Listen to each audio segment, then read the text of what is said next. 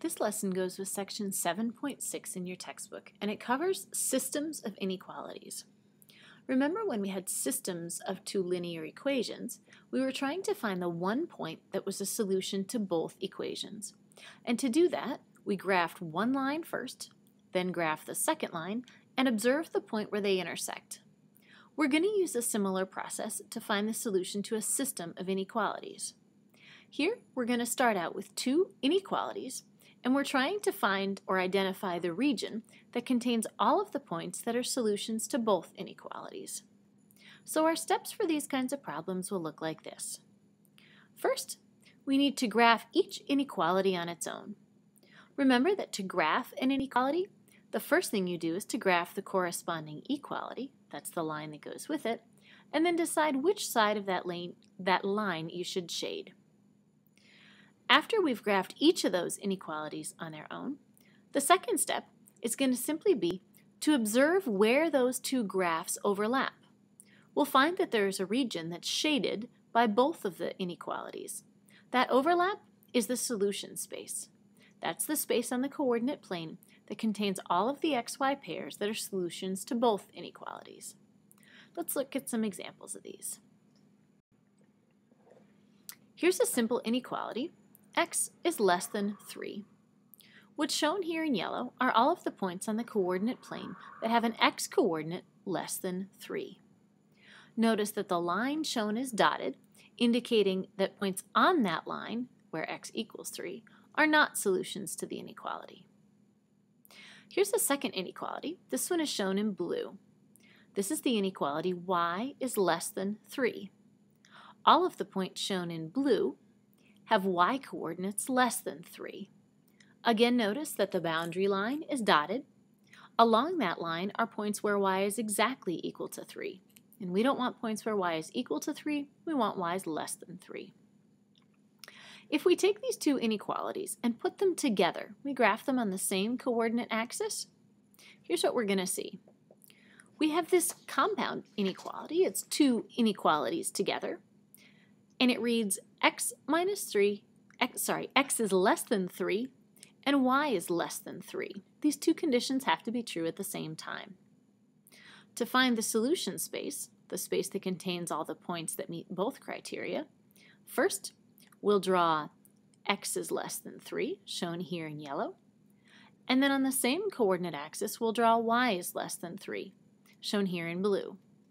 The area where the yellow and the blue overlap now shows as green here. Any points in that green space are solutions to both of these inequalities. The green space represents the solution to the system of inequalities x is less than 3 and y is less than 3. Let's look at an example of a real-world problem where we would use systems of linear inequalities to solve it.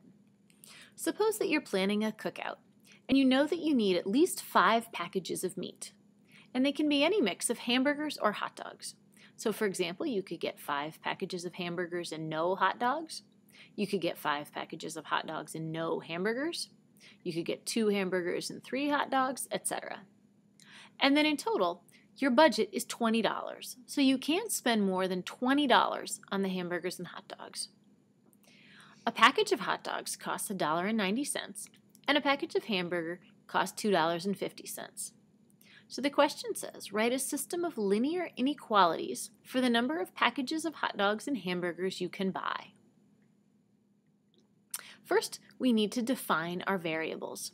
Whenever we're working with systems of linear equations, it helps us greatly if we're very specific about what our variables stand for. In this case, we'll let x stand for the number of packages of hot dogs we're going to purchase, and y be the number of packages of burgers that we're going to purchase. The first inequality is that if we add together the number of packages of dogs and of burgers, it has to be greater than or equal to 5. Because in the original problem, it says we need at least 5 packages of meat. The second inequality is that if we take the cost of hot dogs, the next inequality we're going to use is that x has to be greater than or equal to 0. This simply tells us that we can't buy negative packages of hot dogs. Similarly, y has to be greater than 0 because we can't buy negative packages of burgers. In the context of this problem, only numbers that are 0 or greater make sense in terms of the number of packages of hot dogs and hamburgers. The one final inequality that we need is this one.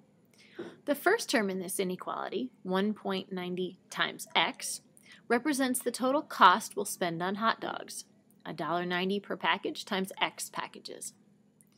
The second term in this inequality, 2.50y, or 250y, represents the cost that we'll spend on hamburgers, $2.50 a package times the number of packages of burgers.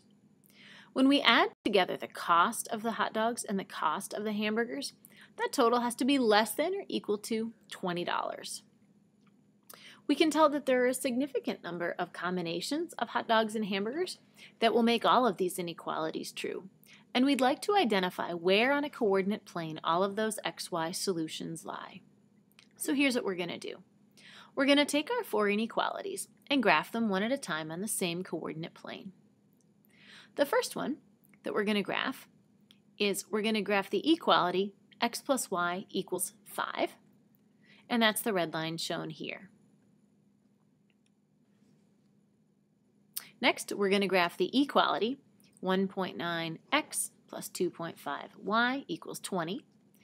That's the blue line shown there.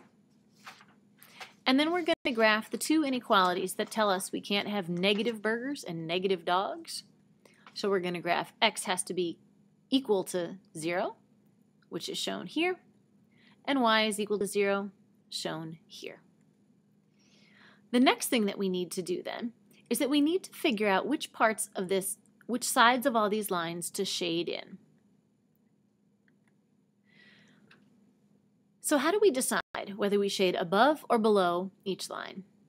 Well, what we can do to decide whether we shade above or below the red line is try the point 0, 0 and see if that's a solution in the equation boxed in red.